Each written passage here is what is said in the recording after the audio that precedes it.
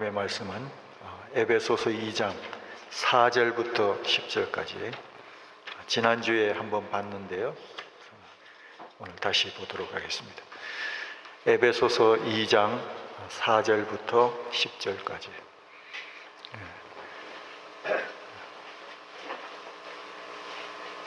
2장 4절부터 제가 먼저 읽고 여러분이 읽으시기 바랍니다. 긍휼이 풍성하신 하나님이 우리를 사랑하신 그 큰 사랑을 인하여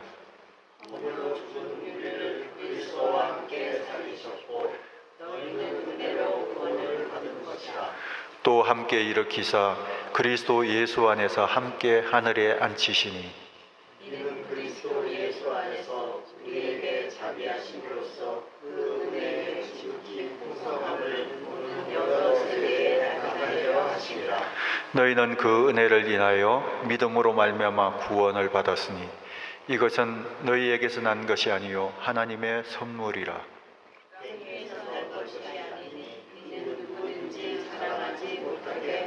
10절 같이 읽겠습니다.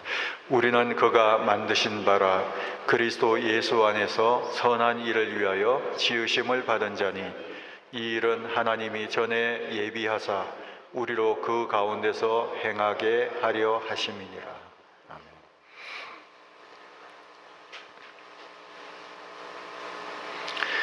예, 어제 저희 집 셋째 모세 졸업식이 있었습니다.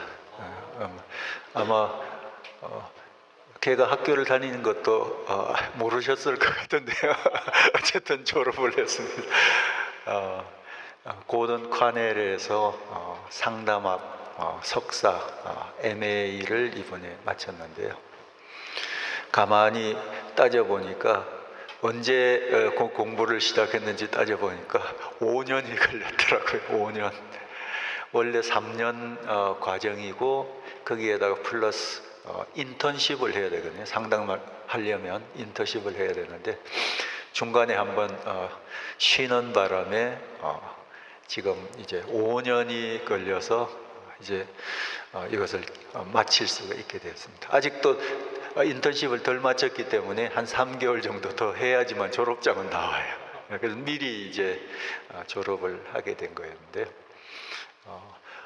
엄마 없이 이제 아빠랑 이제 형제들이 가서 이렇게 축하를 해주고 어제 또 비가 많이 내려가지고 비 오는데 같이 터벅터벅 우산 쓰고 이제 파킹장으로 걸어 내려오면서 뭐 이런저런 얘기를 걔랑 같이 하는데 뭐 축하한다 뭐 등등 쭉 이야기하는데 고생했다 뭐 이랬는데 공부 시작한 지 5년이나 됐냐 왜 이렇게 길은 드디어 이제 마치게 된 거니까 시원섭섭한 거죠.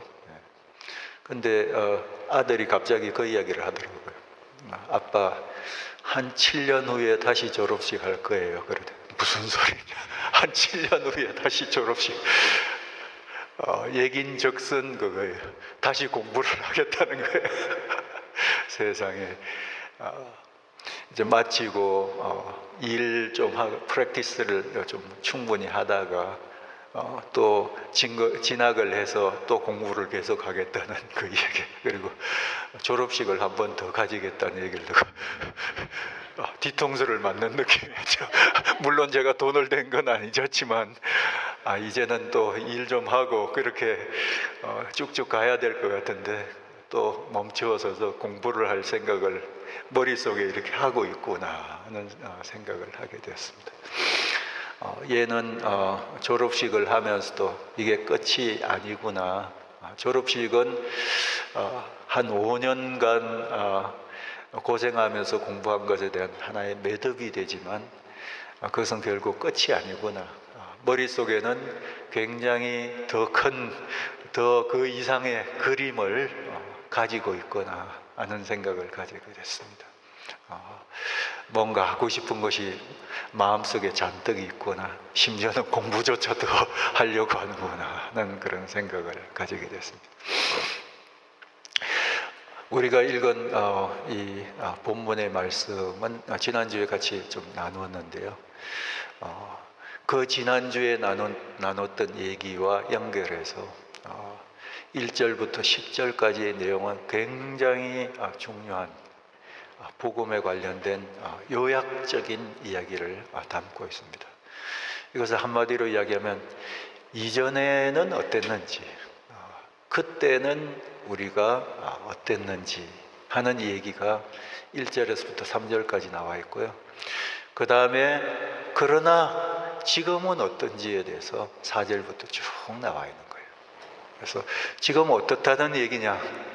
그 이전의 것에 비해서 볼 때 그 이전은 한마디로 죽었다. 또 다른 얘기로는 노예 상태로 끌려다니는 인생이었다. 그리고 그렇기 때문에 저주받은 인생이었다 하는 것이 그 이전에 그때 있었던 우리의 상태였었습니다. 그렇지만 이제는 어떻게 되었느냐? 구원받았다. 하나님이 구원하셨기 때문에 구원받았다. 어떻게 이런 일이 있을 수 있느냐? 그것은 하나님 마음이었다. 하나님 마음, 하나님의 긍휼의 마음, 하나님의 사랑의 마음, 그리고 하나님의 은혜의 마음과 자비의 마음 때문에 그렇게 됐다. 하나님이 우리를 너무 구원하고 싶어서, 하나님이 그러고 싶어서 그렇게 된 것이다 하는 사실을 지난주에 살펴봤고요. 그리고 이것은 거기서 끝난 것이 아니라 하나님의 능력이었다. 마음만 있어가지고 되는 것이 아니죠. 마음도 있어야 되지만 능력도 있어야 돼요. 하나님이 우리를 구원하실 수 있는 능력을 가졌기 때문에 그렇게 된 것이고, 그것은 하나님의 행동 속에서 나타났다. 한마디로 이야기하면 하나님이 역사적으로 그리스도 안에서 행하신 그 일에 우리를 함께 연합시키셔서 그리스도와 함께 죽었지만 그리스도와 함께 살리시는 것을 통해서, 그리고 그리스도와 함께 올리신 것을 통해서, 그리스도와 함께 하늘의 보좌에 앉히시는 것을 통해서 우리를 구원하셨다 하는 그 이야기였습니다. 우리는 이렇게 해서 구원을 경험한 사람, 받은 사람입니다. 그런데 이것으로 모든 것이 끝이 아니에요. 하나님이 우리를 이렇게 구원하시면서 하나님께는 그보다 그 이상의, 그 너머의 그림을 가지고 계신 것을 볼 수 있습니다. 그 너머에 있는 하나님의 동기가 있었고 목표가 있었던 것을 보게 됩니다. 구원받고 거기에서 다 끝나는 것이 아니라 거기서 한 걸음 더 나아간 하나님의 그 더 큰 그림은 무엇이었느냐? 그것이 바로 오늘 읽었던 본문에는 두 가지로 간단하게 설명되어 있습니다. 간단하게. 그렇지만 이것은 굉장히 중요한 것입니다. 하나님의 큰 그림. 그 첫 번째가 무엇이냐면은 7절에 잘 나와 있습니다. 같이 한번 읽어볼까요? 이는 그리스도 예수 안에서 우리에게 자비하심으로써 그 은혜의 지극히 풍성함을 오는 여러 세대에 나타내려 하심이라. 여기 이렇게 있죠. 우리를 구원하는 데서 끝나는 것이 아니라 하나님은 구원받은 우리를 통해서 뭔가를 하시고 싶어 하셨어요. 구원받은 우리가 해야 할 것이 있었습니다. 그것이 뭡니까? 그것은 바로 은혜의 증거가 되는 것입니다. 은혜의 증인이 되는 것입니다. 우리를 구원하신 은혜가 얼마나 큰 것이었는지는 이미 이야기를 했습니다. 사도 바울을 통해서. 그런데 이 은혜가 얼마나 큰지를 우리만 받아서 누리도록 하는 것이 아니라 우리 주변에 있는 사람들, 다른 사람들도 이것을 보면서 그들도 은혜 받을 수 있는 길을 열어놓는 것이 하나님의 계획이었습니다. 더 큰 그림이었어요. 은혜로 받은 우리의 구원은 우리가 경험한 것이고 내 것이지만 그것은 거기서 머물도록 되어 있는 것이 아니라 다른 사람이 그것을 쳐다보도록 되어 있어요. 그래서 하나님의 그 큰 그림은 나를 구원하시는 것뿐만 아니라 다른 사람들도 구원하시기를 원하시는 거예요. 다른 사람들도 그 은혜를 함께 누리기를 원하시는 그런 것이었습니다. 구원받은 우리 가운데 하나님의 은혜가 나타납니다. 그리고 그것이 사람들 속에 다양한 방식으로 냄새로 나타나기도 하고 모양으로 나타나기도 하고 다양한 방식으로 이것이 어쨌든 나타나도록 되어 있습니다. 그것은 내 표정을 통해서도 내 행동을 통해서도 때때로는 내 입술을 통해서도 나타나도록 되어 있어요. 하나님의 은혜가 얼마나 큰지가 나를 통해서 나타나도록 되어 있어요. 그렇게 나타나면 옆에 있는 사람이 쳐다보도록 되어 있습니다. 관심이 없는 사람도 저게 뭐냐 하는 데서부터 질문을 가지기 시작합니다. 도대체 어떻게 된 일이냐 하는 그런 질문을 갖게 되고 뭔가가 있구나 하는 생각을 갖게 되면서 도대체 저게 뭐냐, 그리고 도대체 무엇 때문에 저런 일이 저 한 사람에게서 나타났냐, 혹시 하나님 있는 거 아니야? 이런 생각까지 가지게 됩니다. 혹시 하나님이 있을 수도 있겠는데 하나님이 없다면 어떻게 저런 일이 저 한 사람 속에서 나타날 수 있어? 그 한 사람 속에 저런 은혜가 나타날 수 있는가 하는 질문들을 갖기 시작하면서 안 보는 척 하다가도 계속 보게 되는 거예요. 안 보는 척 하다가도 보게 되고 듣게 되면서 하나님의 은혜가 갖는 그런 실체를 주변에 있는 사람들이 보면서 그 은혜를 그 한 사람 가운데 부어주신 그분이 도대체 누구냐 하는 관심에까지 가지기 시작하면서 자기 자신에 대한 질문을 하기 시작한 거죠. 저런 은혜가 내게도 필요한가? 저런 은혜가 내게도 임할 수 있는가?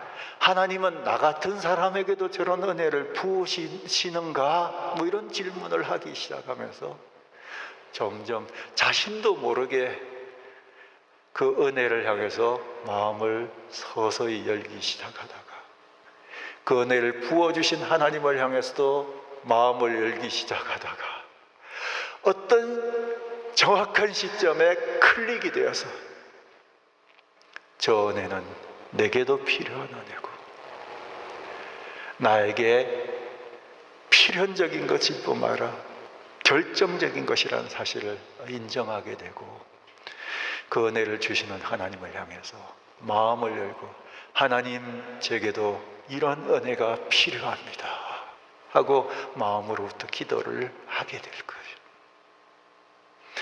그래서 하나님의 큰 그림은 무엇입니까?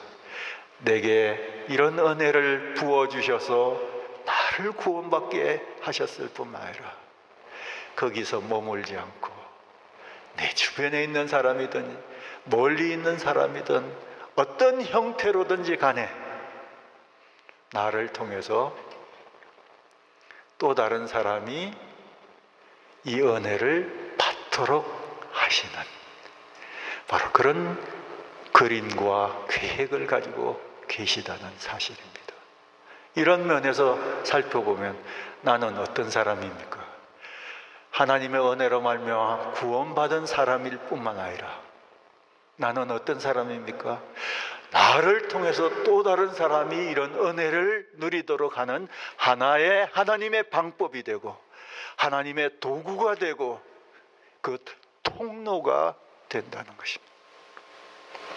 여러분, 한 사람 한 사람이 내가 은혜의 통로도 되네, 그리고 다른 사람들은 나를 통해서 하나님의 은혜를 받도록 하나님은 이런 것을 계획하셨네 하는 사실을 알게 됩니다.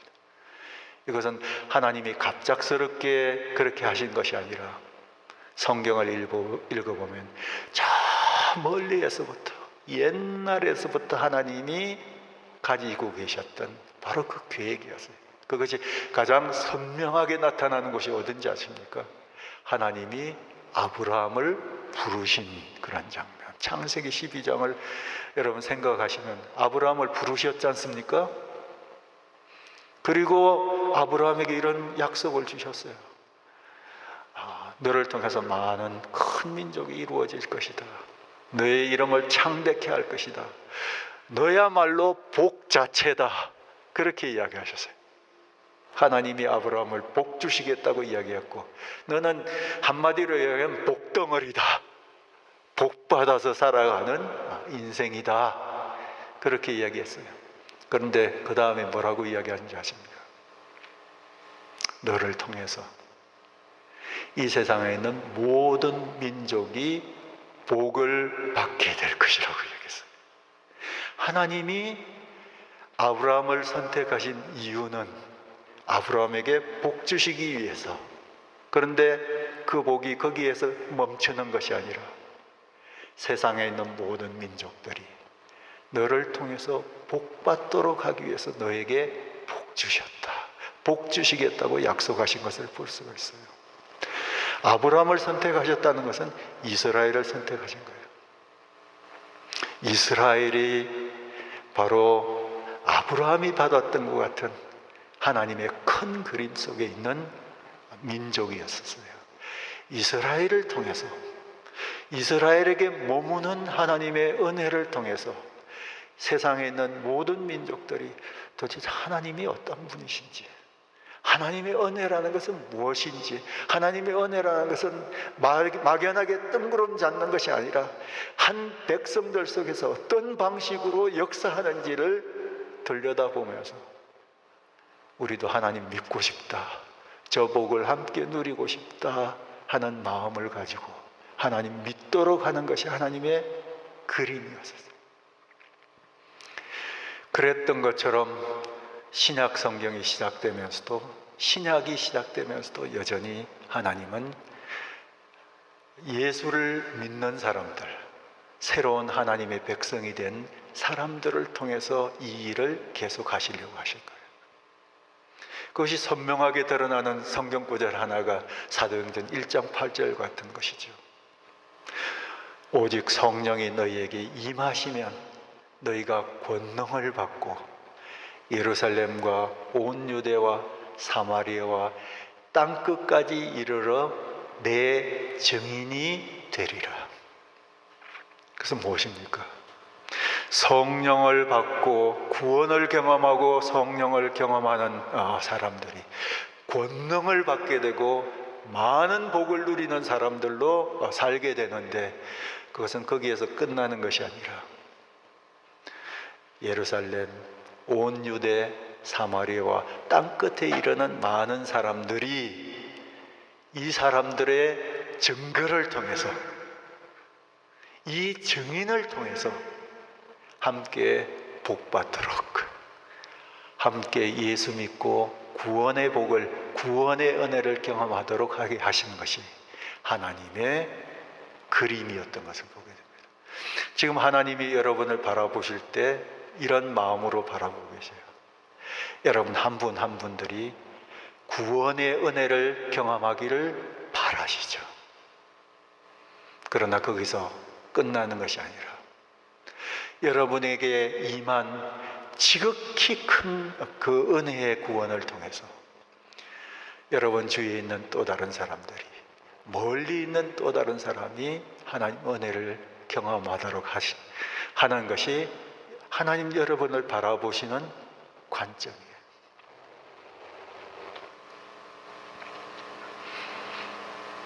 우리가 어떤 멋있는 그림이나 때때로는 초상화 같은 것을 미술관 같은 데서 보게 되지 않습니까? 보게 되면 거기에 그려져 있는 초상화에 그 사람은 어떤 사람인가 하는 것에 대해서 궁금증을 가지게 되죠. 저 초상화 속의 인물은 과연 어떤 사람일까 하는 궁금증과 더불어서 결국 우리 마음속에 갖게 되는 궁금증은 뭐냐면, 한 사람을 저렇게 섬세하고도 정확하게도 정말 잘 표현한 화가는 누구인가에 대해서 질문을 갖게 돼요. 기가 막히게 그렸다 하는 궁금증을 갖게 되죠. 전 요즘 강아지 산책시키고 뭐 쉬하게 하고 뭐 그러면서요, 때때로는 참 신비한 경험을 해요. 강아지 쉬시키면서 신비한 경험을 하는 게 좀 이상하죠. 그냥 뭐 늘 아침 저녁으로 시간 되면 땅 데리고 나가지고 뭐 이렇게 변시키는데, 쉬시키고 그러는데, 강아지가 쉬하는 게 너무 신기한 거예요. 그러니까 혹시 여러분도 그런 거 생각하신 적 있습니까? 야, 어떻게 사람처럼 이렇게 쉬를 하냐? 그냥 그 자체가 그냥 너무 신기한 거예요. 어떻게 이게 이런 조그마한 그 녀석이 뭐 사람 같지는 않아도 그래도 사람이 갖는 것 같은 똑같은 기능을 가지면서 이렇게 뻘뻘거리고 이렇게 걷는 것도 그렇고, 그냥 코를 막 들이밀면서 그냥 풀이고 나무 저기 바닥이고 그냥 코를 그냥 들이밀어 가지고 냄새를 씩씩 맡는 것도 그렇고요. 그냥 그 자체가 너무 신기한 거예요. 참 신기하다. 강아지 한 마리의 세계가 이렇게 너무 신기하다. 이게 보통이 아니죠. 그러면서도 거기에서 조금 더 나아간 생각이, 강아지가 밟고 지나가는 그런 그 땅을 보잖아요. 그것을 보면서도 너무 당연한 건데도 너무 신기해요. 땅이 너무 신기한 거예요. 땅이 너무 신기해요. 흙이 너무 신기하고, 거기에 덮여있는 이제 썩어가는 낙엽들도 너무 신기하고, 우리가 과학적으로 보면 그게 뭔지 다 알지만 그래도 그 자체가 너무 신기한 거예요. 거기에다가 파릇파릇한 그런 그 잡초들이 그냥 이렇게 피어나고, 그런 중에서도 또 꽃도 이렇게 피어나는 그 모습 자체가 너무 신기한 거예요. 이게 그냥 넘길 수 없을 만큼 너무나 신기한 거예요. 그런 신기한 것을 경험하면서 제 속에 갖게 되는 질문이 뭔지 아십니까? 도대체 이게 어떻게 해서 생겨난 것이냐? 어떻게 생겨난 것이지? 그러면서 갖게 되는 질문은, 이것을 만드신 분이 누구시지에 대한 질문이에요. 이렇게 기가 막힌 것을 현미경적인 세계에서부터 시작해서 망원경적인 그런 세계에 이르기까지 이 모든 것들을 디자인하시고 만드시고 우리가 누리도록 만드신 그분이 도대체 누구신가에 대한 질문을 하게 되는 거예요. 마치 그런 것처럼 한 사람의 인생 속에 찾아온 구원이라는 변화, 이 구원이 그 가운데 임하면서 함께 있는 그 구원의 지극히 크심, 이것을 보면서 질문을 갖게 되는 것이에요. 저 구원이 뭔가, 저 은혜가 뭔가 하는 질문을 넘어서서 도대체 누가 저렇게 하셨나 하는 질문을 가지게 되는 거예요. 여러분 주변에 있는 사람들이 여러분 속에 있는 구원을 통해서 여러분에게 주신 구원의 은혜에 대해서, 그것을 주신 하나님에 대해서 질문하는 사람들이 있다는 것을 믿으시기를 바랍니다. 있습니다. 이렇게 철학적으로 질문의 형식으로 그렇게 실제로 질문을 하지 않을 수도 있어요. 그렇지만 나의 삶을 들여다보며 힐끗힐끗 보면서 그들 속에 이런 질문이 무의식 중에서도 끊임없이 일어날 수 있다는 것을 여러분 아시기를 바랍니다. 하나님은 여러분에게 구원을 주시고 그 너머에 여러분을 통해서 또 다른 사람도 그 은혜를 경험하시도록 하는 놀라운 그림을 가지고 계셨다는 거예요. 그리고 두 번째로 중요한 것이 있어요. 그것이 10절에 나와 있습니다. 같이 한번 읽어보도록 하겠습니다. 시작. 우리는 그가 만드신 바라 그리스도 예수 안에서 선한 일을 위하여 지으심을 받은 자니 이 일은 하나님이 전에 예비하사 우리로 그 가운데서 행하게 하려 하심이니라. 여기 봤더니 우리를 구원하셨을 뿐만 아니라 구원하고 거기에서 멈추신 것이 아니라 어떻게 하시려고 하신 것입니까? 선한 일을 하는 사람이 되게 하시는 거예요. 선한 일을 위해서 우리를 지으셨다고 여기서 지었다는 이 표현은 무엇을 연상시켜 줍니까? 창세기에서 하나님이 세상을 지으신 것을 연상시켜 주는 그런 표현이죠. 하나님이 세상을 창조하셨듯이 이 세상에서 아무 소망 없는 절망 가운데 있는 우리들을 어떻게 하셨다는 것입니까? 새로 지으셨다는 것입니다. 새롭게 창조하셨다는 거예요. 새롭게 창조하셔서 어떻게 하시려고 그렇게 새롭게 창조하셨느냐? 바로 선한 일을 하게 하는 사람으로 창조하셨다는 거예요. 여러분, 구원받은 우리 자신들은 어떤 사람입니까? 구원받고 만 사람이 아니라 선한 일을 위해서 새롭게 창조된 사람이구나 하고 생각하시면 좋아요. 선한 일 하도록 새롭게 지으심을 받은 사람입니다. 여러분 자신을 그렇게 보시기를 바랍니다. 여러분은 그냥 필연적으로 선한 일을 하면서 살아야만 되는 사람이에요. 왜냐하면 그렇게 하도록 하나님이 여러분을 새롭게 창조해 주셨으니까. 이게 바로 구원이니까. 그래서 여러분은 이 세상에서 선한 일을 하면서 살아야 됩니다. 살아야 돼요. 이것이 여러분의 기본입니다. 근데 선한 일이라는 뭐냐? 다른 말로 표현하면 착한 일을 하는 사람이죠. 착한 일. 세상에 착한 일을 하는 사람 많죠. 못된 짓 하는 사람도 많은데. 여기서 선한 일이라는 것은 이렇게 이해하시면 됩니다. 내가 생각하기에 선한 일이 있고 사회적으로 보편적으로 선한 일이 있는 것이 사실이에요. 그러나 때때로는 모순 속에 있을 때가 있어요. 내게는 틀림없이 선한 것처럼 보이는데 그게 사실상은 보니까 악한 일일 수도 있어요. 사회적으로 통념상 아주 선한 일로 구분이 되는데 그것이 실제로는 악한 일도 될 수도 있어요. 그런 면에서 도대체 선한 일이라는 것은 뭐냐? 그것은 한마디로 이야기해서 1절에 나와 있는 것의 반대입니다. 그는 허물과 죄로 죽었던 너희를 살리셨도다. 허물과 죄가 아닌 것, 그것이 선한 것이에요. 이 둘을 어떻게 구분하느냐? 이 둘의 구분의 중간에는 누가 계시냐 하면 바로 하나님이 계셔요. 여러분, 선과 악, 선한 일과 악한 일을 구분하는 그 구분의 기준은 하나님 자신입니다. 우리 자신의 기준은 불완전해요. 심지어는 세상에서의 사회에서의 구분조차도 때때로는 그것도 불완전해요.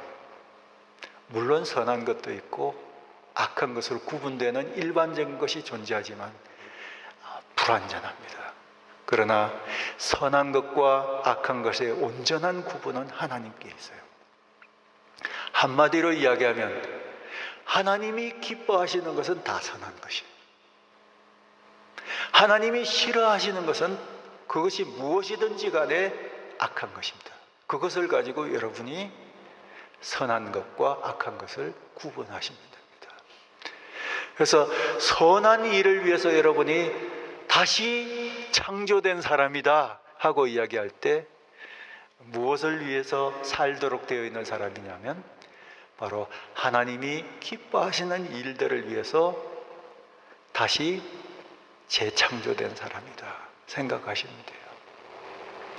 여러분은 하나님이 기뻐하시는 일을 하도록 되어 있는 사람이다. 하나님 싫어하시는 것은 하지 않아야 되는 그런 사람이다.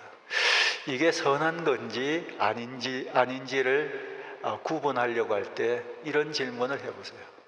이런 질문을 하더라도 때때로는 선명하게 그것이 구분되지 않을 수도 있어요. 그렇지만 그래도 그런 질문을 할 때 온전히 선한 것에 가까운 것을 여러분이 행할 수가 있어요. 하나님이 이것을 과연 기뻐하시겠는가 하고 질문을 해보세요. 그렇게 질문을 해볼 때, 그리고 생각해 볼 때 하나님이 기뻐하시는 거야 하면 선한 것이. 그렇지만 내게는 선해 보여도 하나님께는 이것이 아닌 것 같다 생각하면 그것은 악한 것이라고 생각하시면 돼요. 그래서 하나님이 이것을 기뻐하시는가를 가지고 선한 것과 악한 것을 구분하면서 선한 것을 행하시면서 사시는 여러분들이 되시기를 바랍니다. 네. 우리가 이제 나이 들어가면서요, 우리가 갖는 공통점이 있어요. 사람마다 다 달라요. 성격에 따라 다 다르기도 하지만 전반적으로 좀 뭡니까? 사는 게 밋밋하게 느껴질 때가 있어요. 나이 들어가면서 몸도 이전처럼 빠릿빠릿하지도 못하고 좀 뭔가 긴장감을 가지고 이렇게 살기보다는 그냥 좀 느긋한 반면에 좀 지루한 그런 모양으로 사는 것도 사실이고요. 뭔가에 대한 어떤 그 집요하고도 열정적인 것이 좀 많이 사라지고요. 그냥 좀 뭐라 그럴까요? 평안해졌다 그럴까요? 균형이 잡혔다고 그럴까요? 그렇게 이야기할 수도 있을지 모르지만 어떻게 생각하면 그냥 사는 것이 맹탕, 술에 물 탄 듯 물에 술 탄 듯 그렇게 살아가는 특징을 자꾸 이렇게 지니게 되는 자신을 발견하게 되죠. 뭘 하나를 하더라도 좀 집요하게, 좀 옛날처럼 그냥 자기를 채찍질하면서 이렇게 잘 안 하게 되고요. 좀 이렇게 대충 여러분이 아시죠? 그런 모양으로 있는 것이 우리 자신들의 모양인 것 같아요. 뭐에 대해서도 이렇게 강한 그런 애착을 가진다든지 이런 것들도 좀 부족해지는 그런 것을 가지게 됩니다. 그렇게 되면서 우리 속에 문득 찾아오게 되는 것은 내가 산다는 것이 뭔가에 대한 그런 그 질문을 이렇게 하게 되는 거죠. 그동안 살았던 것이 뭐지 생각하면 열심히 노력해서 살아간 것에 대한 어떤 소중한 자산도 있는 것이 사실이지만 또 한편으로 생각하면 참 허무하다, 무의미하다 하는 느낌도 들고 그 긴 세월 동안 내가 뭐하고 살았지 하는 그런 생각들 들고 앞으로 남은 날수들 생각하면 파릇파릇 젊을 때도 그렇게 살아온 인생으로서 앞으로도 별로 크게 기대할 것이 없는 듯한 그런 느낌 속에 이렇게 지내게 되는 것도 사실인 것 같아요. 그래서 문득 이런 생각들 속에 사로잡히면서 마음이 좀 어두워지기도 하고 또 나아가서는 심지어는 우울까지 올 때도 있어요. 우울도 이렇게 올 때가 있을 정도로 좀 침침해지는 그런 그 느낌들을, 그런 어떤 이 다가오는 것을 이렇게 저항할 수 없을 때가 있을 것 같아요. 그런데 오늘 이 말씀을 가지고 자신을 한번 생각해 보십시오.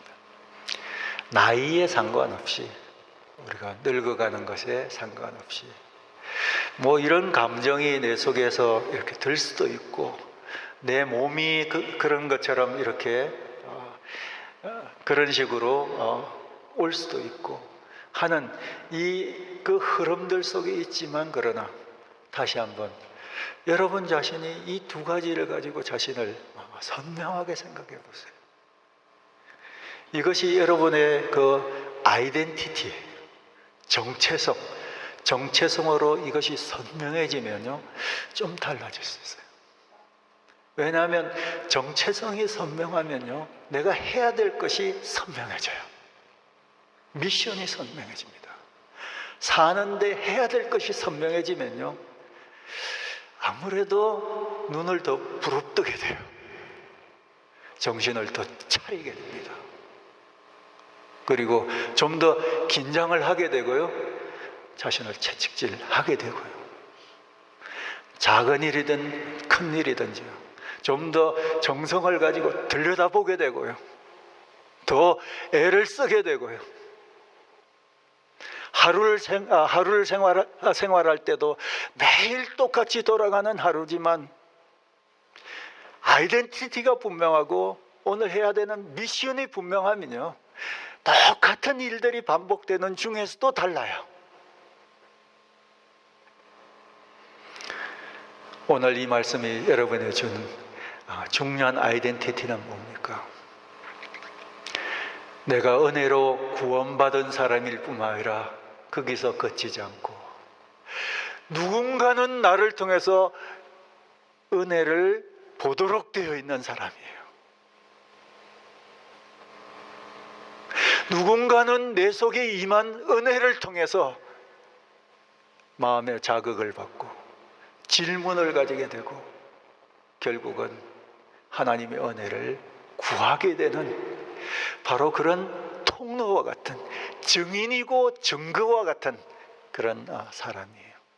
그렇게 해서 내가 그런 아이덴티티가 선명하다면 오늘 하루를 사는 동안 혼자만 있지 않고 주변에서 나를 들여다보는 사람들이 있고 스쳐서 지나가는 사람들이 있고 아주 가까이 있는 사람들이 있을 텐데, 그들은 나를 통해서 오늘 하루 동안 하나님의 은혜를 좀 더 많이 보게 되고 그것에 좀 더 많이 컨택 포인트를 넓혀서 접촉을 하게 되고, 그리고 내가 하는 것은 아니지만 하나님의 은혜 자체가 일하는 능력을 가지고 있기 때문에 그 은혜 자체가 사람들을 자극하게 되고 그들을 변화시키고 그들의 딱딱해진 마음을 해체시키고 부드럽게 만들고 하나님을 향해서 마음을 조금씩 열도록 만드는 그 일들이 오늘 하루 중에 있다고 생각하면, 여러분,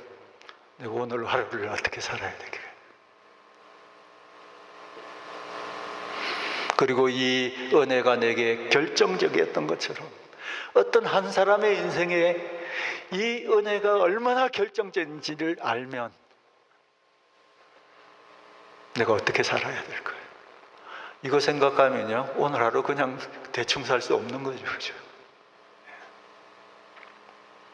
거기서 더 나아가 오늘 하루 나는 선한 일을 하도록 재창조된 사람이기 때문에 오늘 하루 해야 할 선한 일은 무엇인가에 대해서 질문을 가지면서 눈을 부릅뜨고 뭘 해야 될 것인가를 생각하면서 한번 살아보세요. 그것이 나를 위한 일이든지 내 주변에 있는 어떤 사람을 위한 일이든지 전혀 모르는 어떤 사람을 위한 일이든지 그것과 상관없이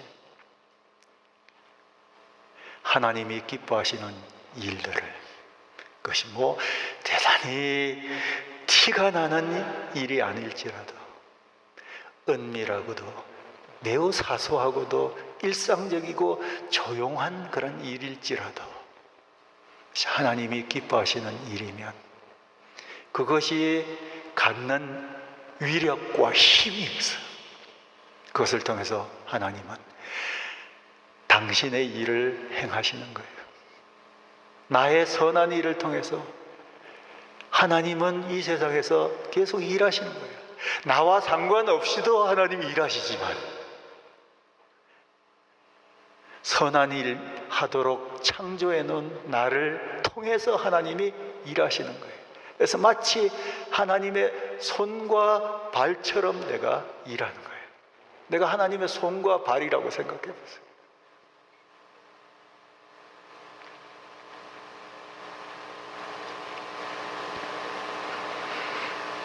나를 통해서 오늘도 하나님은 당신의 선한 일을 하고 계신다고 생각하면서 하루를 사시는 여러분들이 되시기를 바랍니다. 그러면요, 늙어가더라도 지루할 틈이 없습니다, 여러분. 똑같은 하루가 반복되어도 무의미하다, 허무하다 생각할 겨를이 없습니다. 내 형편이 어떻든지 간에, 내 조건이 어떻든지 간에 그 가운데서는 해야 할 일들이 있어요. 이렇게. 그리고 그것이 하나님께는 매우 소중한 것이에요. 왜냐하면 하나님이 이런 그림을 갖고 계시기 때문에. 그런데 그것이 하나님께 뿐만 아니라 내 주변에 있는 사람들에게는 매우 결정적이고 중요한 일이 된다는 것도 여러분 아시기 바랍니다. 그래서 우리가 간혹 주로 이제 여성분들이 그런 얘기를 많이 하시죠. 남자들도 가끔 그렇게 얘기할 때도 있습니다. 내 한 몸이 아니야 하는 얘기죠. 내 한 몸이 아니야. 나 혼자 먹고 그냥 나 혼자 살자고 그러면 그냥 그렇게 살면 되는 거죠. 근데 내 한 몸이 아닌 거예요. 이 나이에도 보니까 내 한 몸이 아니네.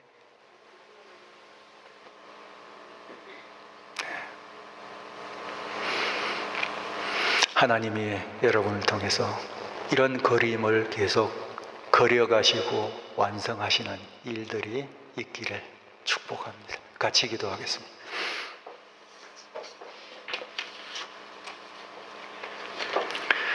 이 말씀을 생각하시면서 자신의 아이덴티티, 정체성을 선명하게 하십시오. 그리고 내가 해야 될, 그런 가운데서 내가 해야 할 것이 무엇인지를 생각해 보십시오. 그리고 매일매일을 그렇게 한번 살아보세요. 지금까지 했던 것과는 비교할 수 없는 어떤 일들이 여러분을 통해서 이루어질 수 있는 가능성도 있습니다. 누구보다도 활발하고도 밝고도 씩씩하고도 애쓰면서 열심히 살아갈 수가 있어요. 그런 여러분들이 되시길 바랍니다. 같이 한번 1분 정도 기도하는 시간 갖겠습니다.